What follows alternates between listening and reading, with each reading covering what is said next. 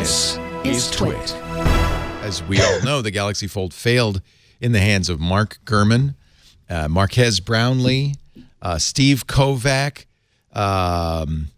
Dieter Bohn, at least four, maybe more. Not just failed, but failed in different ways. So it wasn't the same defect that was causing it. There's a design problem with the phone. Not just failed in different ways, but failed in different ways in 2 days. Exactly.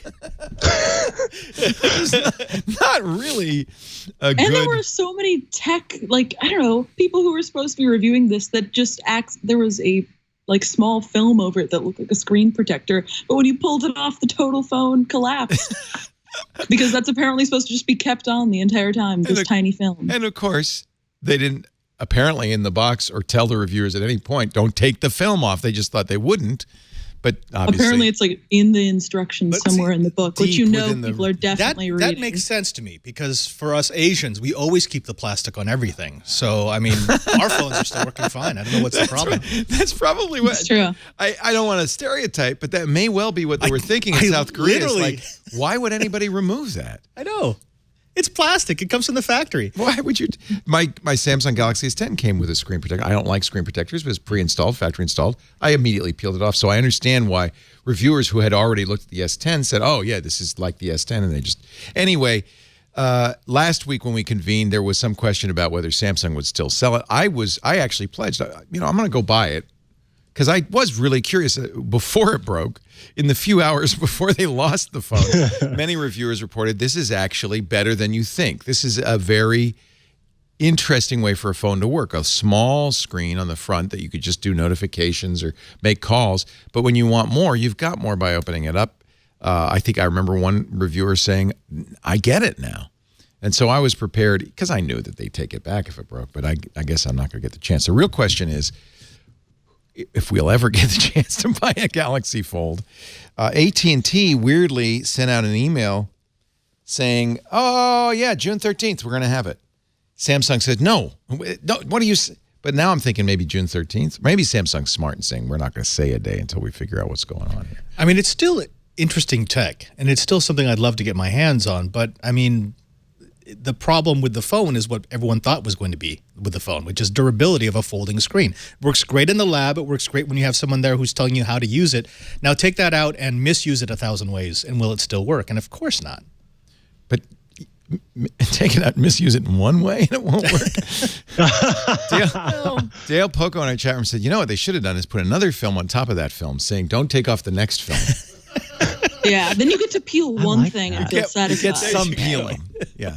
Yeah, one of the most interesting developments with this, though, that I think is the whole iFixit saga. So iFixit, for I guess those who don't know, is this website where they do really good teardowns of phones, devices, all sorts of things.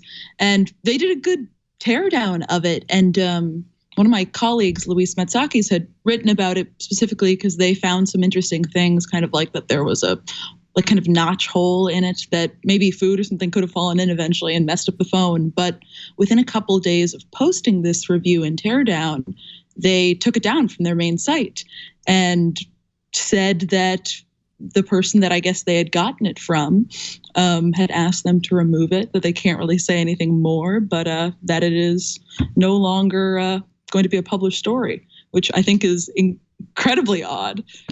And certainly among tech journalist Twitter, I was seeing lots of blowback on that. You know, you have like your first blowback where everybody's saying this phone is breaking, it's going to get into people's hands and it's going to fail.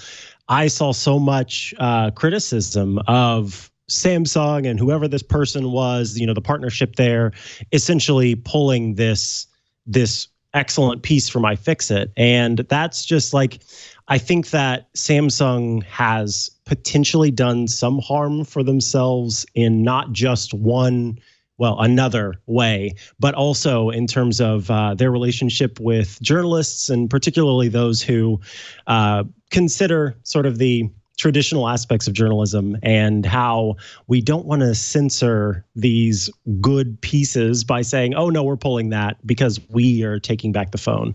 Not a good look. Yeah, iFixit, who, by the way, we should mention is a sponsor of some of our shows. iFixit wrote, we're under no obligation to remove our analysis, legal or otherwise. But out of respect for the partner that provided us with the phone, and we don't know who that is, And that's who Samsung contacted, by the way, not iFixit, but the partner, whom we consider an ally in making devices more repairable. We're choosing to withdraw our story until we could purchase a Galaxy Fold at retail. That may be a while. But it had the Streisand effect because yes, something on the internet doesn't go away just because you take the link down. It's already on archive.org. You can there were like read it 30 in full. replies to that tweet with the link, the archive link. Yep. And what have you accomplished except to attract more attention? And the big ticket items were that it got a 2 out of 10 on the repairability scale. And the big item was the fact that they found there was no real way to keep dust from ending up within the OLED enclosure. Yeah. And then that's what's causing a lot of the problems. You get any dust in there whatsoever, when you fold it closed, the OLEDs tend to fold inward on themselves. And if there's any particles whatsoever, you will cause damage every time you close it. So, I mean, that was the big takeaway from the teardown, which is interesting system, of course, not very repairable. Everything is glued into everything else. But the screen seems designed to fail. It's not, it can't last. Well, unless OLED screens are notoriously fragile, right? Right. So that's the problem. And only an OLED screen can be bent in this way because it's not glass, it's plastic. But in order to keep that flexibility, you need a way to keep contaminants out of the enclosure in which the OLED is sandwiched. And they didn't because there's a visible gap. Right. I'm disappointed. I'm a little. Now, I'm just curious what you all think.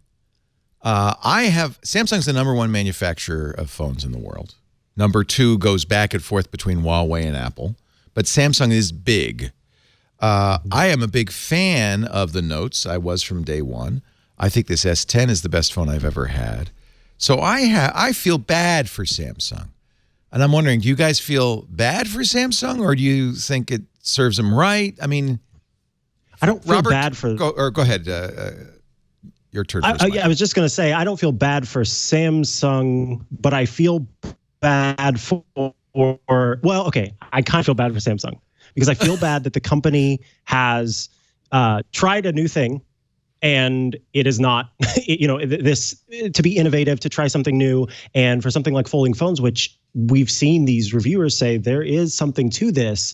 I feel bad that it failed in that way. But when iFixit takes it apart and sees that there are all of these reasons why it failed, that's the part where I don't feel as bad for the company itself and where like a little bit of schadenfreude comes in.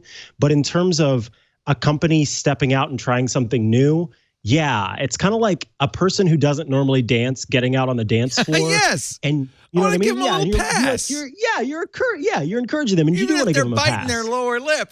Exactly. At least they're dancing. If there's dust getting into the outfit they're wearing, and it's okay. And I'm glad that they tried it. And so Samsung, you keep dancing, honey.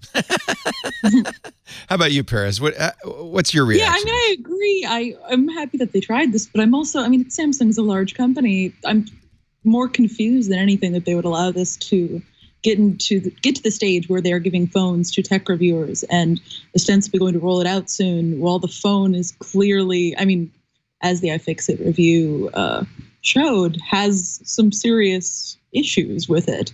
That, if a team of just like bloggers taking it apart could tell that, then I feel like all of Samsung probably should have seen this coming before they handed it out to a bunch of people who have the power to point out all of these obvious mistakes. You do wonder how this happened. Well, they had some interesting technology. They've been working on this for at least 5 years. But you feel like they never gave it to a human.